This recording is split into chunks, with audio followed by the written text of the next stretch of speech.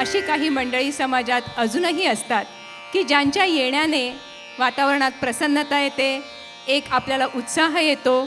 असंच एक व्यक्तिमत्व मी जसं मगाशी म्हटलं की आमचे सगळ्यांचे लाडके नगरसेवक दिलीप अण्णा इथं बसलेले आहेत. त्यांना आम्ही स्टेजवर बोलवणार आहोत, पण त्याच्या आधी हा कार्यक्रम करावा ही संकल्पना किंवा हा विचार जेव्हा मनामध्ये आला, हा विचार प्रत्यक्षात कसा आणायचा याच्या मागे ज्यांच्या डोक्यामध्ये सगळे विचार घुमले ते प्रत्यक्षात आणलं ते आमचे मयूर सर आणि क्षितिज सर यांना मी स्टेजवर येण्याची विनंती करते. मंडळी, आमचा ग्रुप खरंच इतका छान आहे, तुम्ही सामील व्हा आम्हाला. इथं एखाद्याच्या डोक्यात कोणाचा तरी डोक्यात किडा वळवळतो, किडाच असतो तो, आणि मग ती कल्पना होते आणि ते साकार करण्यासाठी इथे प्रत्येकजण झटून प्रयत्न करतो. खूप छान वाटतं की एकाच्या हट्टासाठी म्हणा किंवा एकाच्या हौसेसाठी म्हणा हा अवघा कार्यक्रम उभा राहतो. त्याला गुळवणी मॅडमची सुद्धा साथ लाभते आणि हा कार्यक्रम सुंदर रीतीने सादर होतो. सर्वप्रथम या सर्व कलाकारांचं मनपूर्वक कौतुक आपण सगळ्यांनी करावं अशी मी सगळ्यांना विनंती करतो. आपण अनेक अभंग ऐकले, अनेक आपल्या ओळखीचे होते. खरंच संत वाङ्मयातल्या रचना इतक्या आत्मीयतेने जेव्हा सादर केल्या जातात तेव्हा प्रत्यक्ष तो पांडुरंगच पाठीशी असतो. तो म्हणतो, तू गात राहा सूर म्हणून मी तुझ्या मागे आहे. सो तुम्ही सगळ्यांनी खूप छान गायलं, त्याबद्दल तुमचं मनपूर्वक कौतुक. केअर फाउंडेशनच्या वतीने हा कार्यक्रम झाला. सो मयूर केअरबद्दल थोडक्यात तुमच्याशी बोलेल. आम्ही तुमच्यामध्ये येतो आहे हे आम्हाला माहिती आहे, पण हे औपचारिकता सांभाळावी लागते. सो मयूर. नमस्कार. केअरचा फुल फॉर्म असा आहे, conservation and restoration of environment. जसं ताईंनी सांगितलं, किडा असतो, लहानपणीपासूनच होता खरं तर. नंतर माझ्या किडे आणखीन काही किडे सापडलेत की त्यांनाही काहीतरी समाजासाठी काहीतरी करायचं आहे. माझं काहीतरी समाजासाठी देशासाठी छोटासा खारीचा वाटा असला पाहिजे याच्यासाठी काम करत होतो. नंतर NGO रजिस्टर्ड झाली. मी फक्त पर्यावरण ह्या विषयाचं बोलेल, बाकीचं क्षितिज सर बोलतील. पर्यावरणाचं काम सुरू करताना मला आवड आहे, किंवा नंतर मला जशी आवड आहे तशांना ज्यांना आवड आहे तो आपण सुरू केलेलं. आम्ही मराठवाड्यामध्ये पाण्याची अडचण आहे, तर water harvesting projects, tree plantation, agro forestry आणि सोशल फॉरेस्ट्री याच्यात आमचं काम सुरू आहे. ते अजूनही सुरू आहे. पुण्यात आल्यानंतर काय सुरू करायचं म्हणून आम्ही आता सध्या बावधान परिसरात काम सुरू केलेलं आहे ट्री प्लांटेशनचं. आणि हे सर्वांचं आहे. आता आम्ही ज्या पद्धतीने झाडं लावलीत तर आम्ही सर्वांना एकत्र करून आम्ही एकदा भेटलो की आपण एकत्र येऊयात आणि झाडं लावूयात. झाडं लावण्यातली अडचण झाडं लावणं ही कधीच नसते. अडचण असते की पुढचं हे छोटंसं बेबी 3 वर्षाचं होईपर्यंत काळजी घ्यावी लागते, मग त्याच्यासाठीची अडचण असते. मग त्याच्यासाठी आम्ही सगळ्यांना भेटलो, सगळ्यांची चर्चा केली आणि काहीतरी जबाबदाऱ्या दिल्यात की आपण 5 जणांचा ग्रुप बनवला. 5 जणांनी एक त्या झाडाची काळजी घ्यावी की जेणेकरून ते झाड त्यांचंही असेल आणि ही एक सामाजिक चळवळ म्हणून होईल. तर तसा एक ड्राईव्ह झालेला आहे. दुसरा ड्राईव्ह 16 जुलैला आहे. त्या ड्राईव्हचा थीम असा आहे, 1 फॅमिली 1 ट्री. एका फॅमिलीने एक झाड ॲडॉप्ट करावं की जे तुमच्या परिसरातलं असेल. म्हणजे तुम्ही महिन्यातनं 3-4 वेळेस जरी गेलेत तरी तुम्ही त्या झाडाची काळजी घेऊ शकाल. आणि ते झाड तुमचा फॅमिली मेंबर आहे, तुमचं फॅमिली मेंबर आहे. तुम्ही त्याला नाव देऊ शकता. तुम्हाला काय क्रिएटिव्ह आयडिया करायची आहेत. मुलांनी खूप सुंदर सुंदर नावं दिली झाडांना. कोणी सॅटर्न ठेवलं, कोणी फेसबुक ठेवलं, कोणी काय वेगळी नावं ठेवली आणि तो त्यांचा फॅमिली मेंबर झालेला आहे. आता आम्ही बावधानमधनं सुरुवात आहे. तर पुढचा संस्थेचा परिसर आहे वेस्टर्न पुणे, बावधान, बानेर, बालेवाडी, हिंजवडी, वाकड इथपर्यंत पोहोचायचं आहे. तुमच्यापर्यंत कदाचित असं झाडांशी मला किंवा पर्यावरणाचं काम सांगायला चॅलेंजिंग गेलं असतं. म्हणून आम्ही कला व संस्कृती आणि शिक्षण म्हणजे त्याच्यात काम चालूच आहे, पण हे आमचे एंट्री पॉईंट्स आहेत. संस्थेचे हे एंट्री पॉईंट्स आहे. ह्या निमित्ताने आम्ही तुमच्याशी कनेक्ट होऊ आणि तुमच्याही पर्यावरणासंदर्भात काही संकल्पना असतील. बरीचशी IT प्रोफेशनल्स आहेत आता सध्या आमच्यासोबतही आहेत की त्यांना काम करायचं होतं पण काही कारणासाठी जमलं नाही, तर ते आलेली आहेत. संस्थेचा दुसरा प्रोजेक्ट आहे. आता सध्या जेव्हा सोसायटीजमध्ये जाऊन आम्ही जेव्हा विचारतो की ट्री प्लांटेशन सोसायटीजमध्ये जर शक्य असेल तर किंवा बाहेर करायचं का, तर ते स्पष्ट नकार देतात.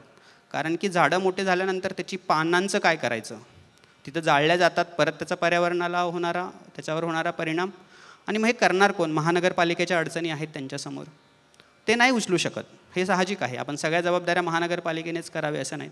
आता दुसऱ्या प्रोजेक्ट्सवर आम्ही काम सुरू केलं आहे आणि आता परवापासून ते काम सुरूही होईल. एकादशीच्या निमित्ताने आपण ते काम सुरू करूयात की हा जो leaf waste, green waste management, ग्रीन वेस्टमधला जो लीफ वेस्ट असतो की ज्याच्यामुळे आता झाडं लावायला विरोध व्हायला लागलेला आहे किंवा मेंटेन करायला अडचणी व्हायला लागल्यात, तर त्याच्यासाठीचा प्रोजेक्ट्स आम्ही सुरू केला आहे की आम्ही तुमचं ग्रीन वेस्ट जे आहे ते घेऊन जाऊ, आम्ही त्याला कंपोस्टिंग युनिटमध्ये करूया आणि तो कंपोस्ट झालेला परत ते झाडांना किंवा आपल्या आजूबाजूला जिथे शेतकऱ्यांना किंवा ज्यांनाही कामं येईल हे रिसायकल होईल. ह्या 2 प्रोजेक्ट्सवर सध्या संस्था काम करते. आर्ट आणि कल्चरचं जे आहेत ते क्षितिज सर आमचे हेड आहेत, ते क्षितिज सर बोलतील. आता काही गाण्यांपूर्वी मयूर ओझर म्हणला की पुढचा कार्यक्रम लवकरच करूयात आणि यांनी लगेच अनाऊन्स केलं, तर त्याला होकार देऊन टाकूयात आपण लगेच. सो कार्तिकी एकादशीला आपण पुन्हा एकदा कार्यक्रम करूयात. तसंच 8 जुलैला इथे ह्याच रंगमंचावर विविध नृत्य कलांचा एक आविष्कार इथे सादर होणार आहे. ती एक स्पर्धा आहे, जी स्पर्धा गेले 1 महिना सव्वा महिना चालू होती. त्याची अंतिम फेरी इथे सादर होणार आहे. मागच्या वर्षी आम्ही बावधनमध्ये एक उपक्रम सुरू केला होता, त्याचं नाव होतं झूम बराबर झूम. त्याची संकल्पना अशी होती की आज आपण अनेक तयार गायकांना ऐकलं, पण बरेच जण असे असतात की मी माझ्या खोलीत गातो किंवा बाथरूममध्ये गातो किंवा माझ्या मनात गातो. तर अशा लोकांना कुठून व्यासपीठ मिळणार? तर काराओके हा एक त्यातला एकदम सोपं असलेलं एक माध्यम असतं. सो काराओकेची आम्ही कॉम्पिटिशन मागच्या वेळेस बावधनमध्ये केली आणि त्याला चांगला प्रतिसाद आला होता. सो आता ह्या वर्षी ते आम्ही अजून थोडी मोठी विस्तारित करण्याचा प्रयत्न आहे आमचा. सो बावधनबरोबरच बाणेर, औंध, पाषाण ह्या सगळ्या भागांना आम्ही त्याच्यामध्ये सहभागी करून घेणार आहोत. तो एक भाग आहे. आणि नव्यानेच आम्ही एक ढोल ताशा पथक सुरू केलं आहे. सो जे उत्सुक असतील त्यांनी नंतर मयूरशी संपर्क करावा. मी आता जास्त वेळ घेत नाही. मी आमचे लाडके नगरसेवक श्री दिलीप अण्णा वेडे पाटील यांना मी विनंती करतो की त्यांनी रंगमंचावर यावं. सोबत संजयजी ठेंगे त्यांनी पण यावं.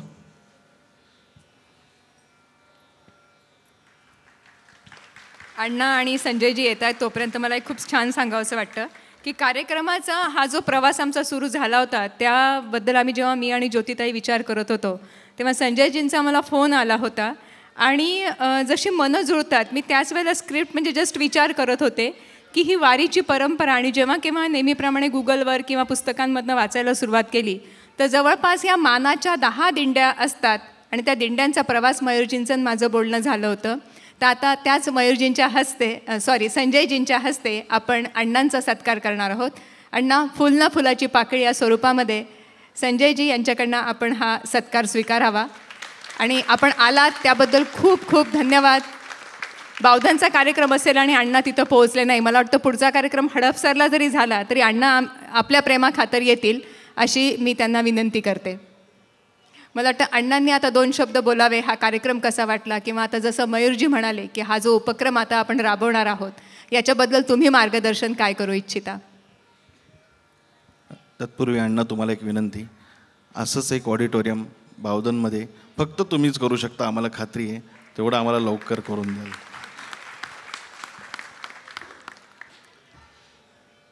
नमस्कार. मी प्रथमतः याच ठिकाणी उशीर झाला त्याबद्दल संयोजकाचे, प्रेक्षकांचे याच ठिकाणी दिलगिरी व्यक्त करतो. आज केअर फाउंडेशन आणि पंडित जसराज फाउंडेशन हे 2 फाउंडेशनचे मेंबर आहेत किंवा डायरेक्टर आहेत. या कार्यक्रमाच्या निमित्तानं पंढरपूरला आता सर्व आपले वारकरी गेलेले आहेत. त्यानिमित्त जे इथं राहिलेले वारकरी आहेत यांना काहीतरी कार्यक्रमाच्या माध्यमातून काहीतरी दिलं पाहिजे ह्या उद्देशाने करा हा कार्यक्रम. याच ठिकाणी अवघे गरजे पंढरपूर हा अत्यंत चांगल्या पद्धतीचा हा कार्यक्रम याच ठिकाणी आयोजित केलेला आहे. प्रेक्षक कमी असतील परंतु कार्यक्रम घेणं हे अत्यंत महत्त्वाचं आहे. जे आले ते सुद्धा हा कार्यक्रमाचा आनंद घेण्यासाठी याच ठिकाणी आलेले आहे. त्यामुळं या कार्यक्रमाच्या निमित्तानं मयूर असेल, क्षितिज असेल आणि आमचे पोलीस खात्याचे अधिकारी, ते त्या फॅमिलीतले नाही, आम्ही आमचे अधिकारी ठेंगे साहेब. त्याचप्रमाणे याच ठिकाणी बावधन परिसरातील सर्व प्रेक्षक वर्ग आहे. विशेष करून या संस्थेच्या माध्यमातून बावधन परिसरामध्ये छोटे कलाकार तयार होतात. या माध्यमातून एक व्यासपीठ करणं अत्यंत गरजेचं असतं. त्यामुळे हे खरं ठेंगे कुटुंबियांनी असेल, क्षितिज असेल, यांनी बावधन परिसरामध्ये गेले वर्ष 2 वर्षापासून हे कार्यक्रम किंवा व्यासपीठ सुरू केलेलं आहे. याच्यासाठी माझ्याकडनं, माझ्या फॅमिलीच्या वतीनं किंवा मी एक नगरसेवक त्या भागातला आहे, त्या परिसराच्या वतीनं सुद्धा जे जे शक्य असेल ते माझ्याकडनं 100% होईल. क्षितिजनी सांगितलं आत्ता की ऑडिटोरियम आपल्या भागामध्ये व्हायला पाहिजे. 100% व्हायला पाहिजे. नव्हे तर मी 2021-20 त्याची रूपरेषा, सर्व इस्टिमेट, त्याचं सर्व तयार केलेली, जागासुद्धा फायनल झालेली, त्याच्यावरती 3.5 कोटी रुपये तरतूदसुद्धा केली होती. कारण का त्याचं इस्टिमेट साधारण 8 कोटीच्या आसपास असतं. 50% तरी रक्कम आम्हाला तरतूद आमच्या बजेटमधनं करावं लागते पुणे महापालिकेच्या. तशी 3.5 कोटी रुपये बजेट तरतूद केले. आणि योगाने तुमचं आमचं सर्वांच्याच याच्यामुळे कोविड आलं आणि त्यामुळं ते बजेट आमचं लॅप्स झालं आणि पुढच्या काळामध्ये काय लगेच होऊ शकलं नाही. परंतु पुढच्या पंचवार्षिकमध्ये 101% आपल्या भागामध्ये, आपल्या परिसरातील सर्व कलाकारांना आणि आपल्या नागरिकांना ऑडिटोरियम हे 100% होईल, ही मी या निमित्ताने आपल्याला सर्वांना ग्वाही देतो. याच ठिकाणी मला बोलवलं आणि माझा आदर सत्कार केला त्याबद्दल मी care foundation, Pandit Jasraj foundation या दोन्ही फाउंडेशनच्या वतीनं आणि मयूर, विशेषतः मयूर आणि क्षितिज यांच्या वतीनं मी याच ठिकाणी त्यांचं स्वागत करतो, आभार मानतो आणि माझे 2 शब्द संपवतो.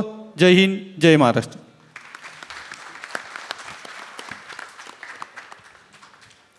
मंडळी, ज्यांच्या साथ संगतीने आजची ही सुरावट खुलली त्या गुळवणी मॅडमचा पण आता आपण सत्कार करणार आहोत. आणि कार्यक्रमामध्ये ह्या सगळ्या तबल्यावर किंवा पखवाजवर ह्या ज्या मंडळींनी आपल्याला साथ दिली त्या सगळ्यांचंही स्वागत आपण करणार आहोत. तत्पूर्वी संजय सरांनी मला काही नावं मघाशी सांगितली होती.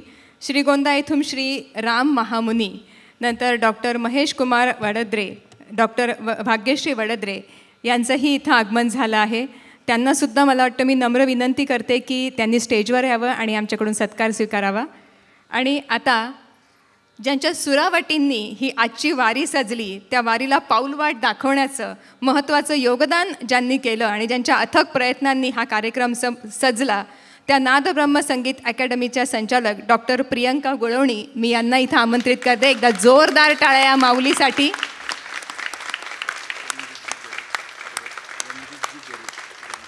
आणि रणजित सरांनाही मी विनंती करते कृपया त्यांनी स्टेजवर यावं. हा कार्यक्रम आपलाच आहे, चुकून आमच्याकडनं कोणाचं नाव जर घेण्याचं राहत असेल तर त्यांनी अगदी आपलेपणानं इथं स्टेजवर यावं, ही सगळ्यांना नम्र विनंती. एकदा जोरदार टाळ्या मॅडमसाठी, कारण या माऊलीने जे धैर्य दाखवलं आहे ह्या वारीला इथपर्यंत स्टेजपर्यंत पोहोचवण्याचं, ते सगळी सोंगं आणता येतात पण हे सोंग नाही. आणि सगळ्या या चिल्ल्या पिल्ल्यांना घेऊन हा प्रोग्राम सादर करणं ही खरंच ही मोठ बांधणं हे खरंच एक चॅलेंजिंग काम होतं. ते मॅडमने इतक्या पेशन्सने केलेलं आहे. खरं एकदा जोरदार टाळ्या मॅडमसाठी. फोनवर सगळ्या रुग्णांना म्हणजे त्यांच्या पेशंट्सना त्या गोळी जितक्या प्रेमाने सांगत होत्या, जेवणानंतर घे हां, आणि तेवढ्याच प्रेमाने सांगत येतात बेटा थोडा अजून वरती घे, माईक अजून जवळ घे. खरंच एक कॉम्बिनेशन इतकं ग्रेट होतं ना, मला फार छान वाटलं मॅडम. मला हे तुमच्याबद्दल बोलायचंच होतं. हे रेअर कॉम्बिनेशन आहे की एक डॉक्टर आणि म्युझिक. मला वाटतं हे सगळं कॉम्बिनेशन आज सगळं इथं जमून आलं आहे. आता सगळ्या वाद्यवृंद मंडळींना मी इथं आमंत्रित करते आहे. मॅडमचा सत्कार अण्णांच्या हस्ते होतो आहे. दिलीप अण्णांना मी विनंती करते त्यांनी मॅडमचा सत्कार करावा.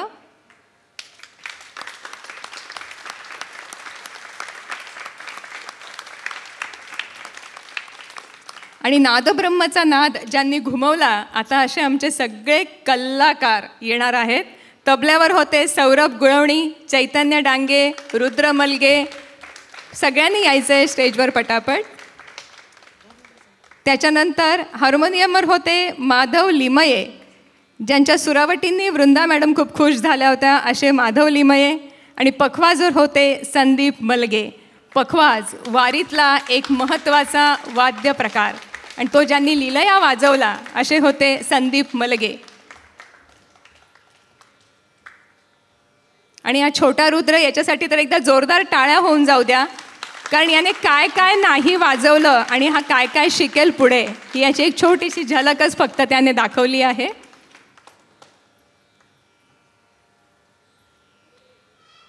आणि सगळ्यात महत्त्वाचे आभार म्हणजे तुम्हा प्रेक्षकांचे, कारण तुम्ही आला नसतात तर कदाचित ही वारी इतक्या छान सजली नसती. अजूनही बरेच आमचे उपक्रम आहेत जे तुमच्या साथीने आम्हाला शेवटापर्यंत न्यायचे आहेत. मला वाटतं मधुवंती ताईंचं पण इथं आगमन झालेलं आहे. ताई, आपणही या स्टेजवर पटकन एकदा ताईंसाठी जोरदार टाळ्या. बावधन भागातलं एक महत्त्वाचं नाव भाग्यश्री ताई, आपणही या स्टेजवर. ह्या सगळ्या संगीत मार्गदर्शिका आहेत आमच्या बावधन भागातल्या. प्रज्ञा काकू, ज्यांचं महत्त्वाचं पडद्याआडून मार्गदर्शन होतं, आपणही या पटकन स्टेजवर. या सगळ्या माऊलींच्या कृपेनेच ही सुरांची सुरावट, ही संगीत सजावट आज खुलली. भाग्यश्री ताई, आपणही या. आणि सगळ्या व्हॉलेंटियर्स जे आहेत, हळू बेटा,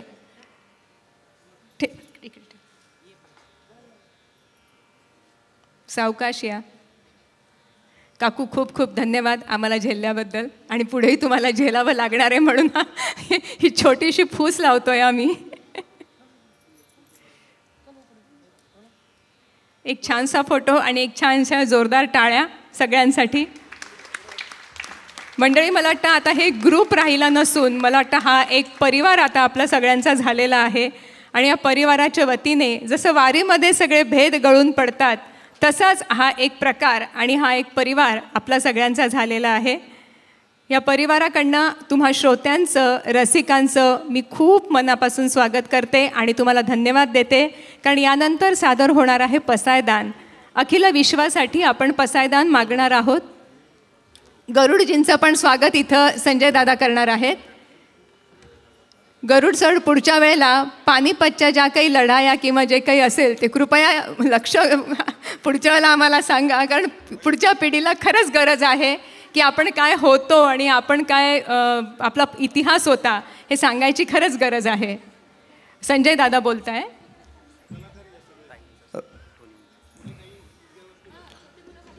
मुळात गरुडजींच्या बाबतीत जर बोलायचं झालं तर रणजितजी गरुड यांचे पूर्वज जे आहेत, 3 पूर्वजांनी पानिपतच्या लढाईमध्ये योगदान दिलेलं आहे.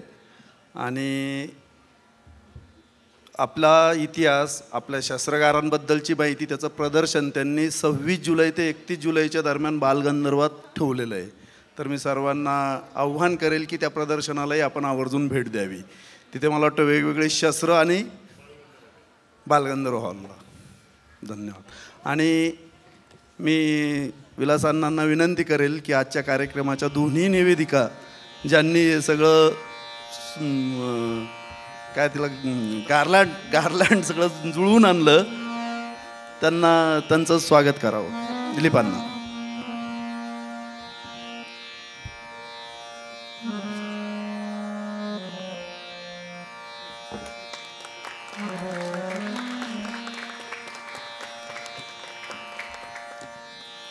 आणि आता तुमचं स्वागत झालंय, परत सूत्रसंचालन तुम्हीच सांभाळावं.